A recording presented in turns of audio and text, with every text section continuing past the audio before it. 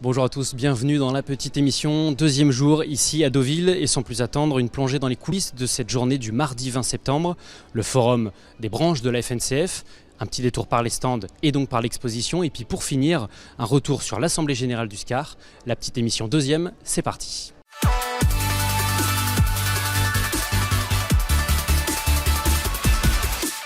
Le forum de discussion a permis à la petite, la moyenne et la grande exploitation d'évoquer les sujets de l'endettement et de la capacité à investir, mais aussi de la transition écologique et des coûts de l'énergie. À ce propos, une charte des cinémas pour la sobriété énergétique sera dévoilée ce mercredi. Au sujet de la chronologie des médias, Richard Patry a confirmé qu'une réunion se tiendra le 4 octobre sous l'égide du CNC pour aborder la clause de revoyure.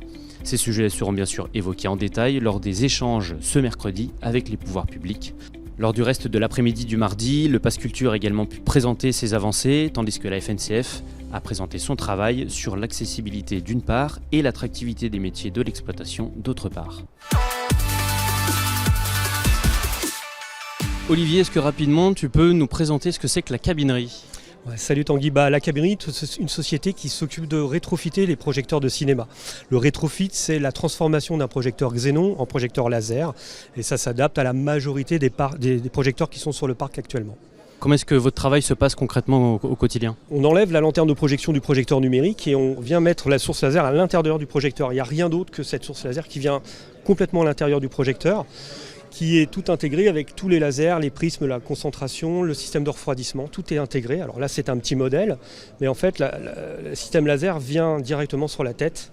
Et voilà, c'est un système totalement intégré qui se monte à entre 4 et 6 heures de boulot dans la cabine.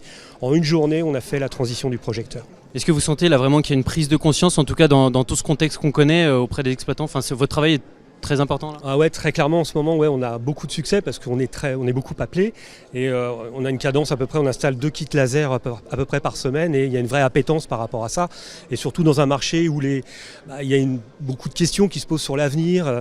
On a une alternative plutôt que d'acheter un projecteur neuf, de faire vivre le projecteur actuel des exploitants plus longtemps, tout en maintenant la qualité de projection, en l'améliorant. Parce que le laser est beaucoup plus lumineux qu'un Xenon et en réduisant à peu près de 70% la facture d'électricité. Christine, donc coprésidente du SCAR qui ressemble 430 cinémas. Vous venez de terminer ici votre assemblée générale en ayant surtout insisté sur la data.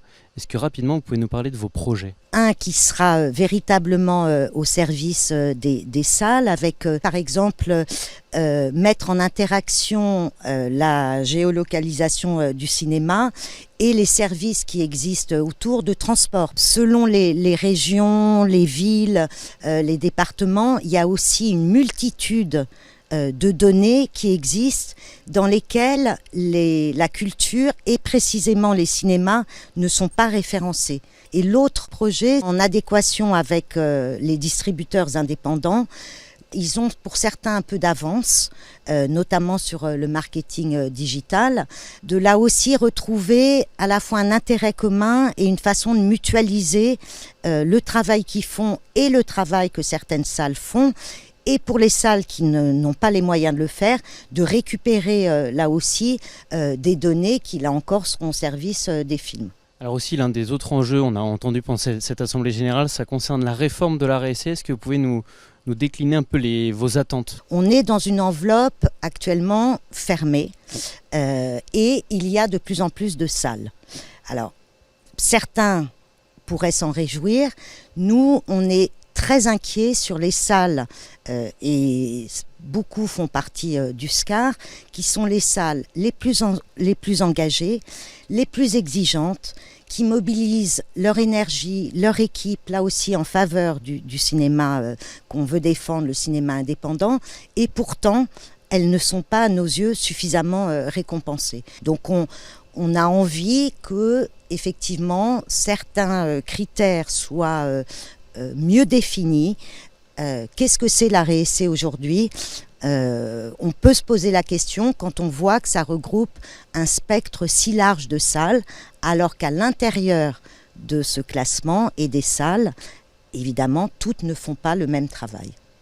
C'est la fin de cette petite émission, merci encore de l'avoir suivi. Un riche programme nous attend en cette troisième journée.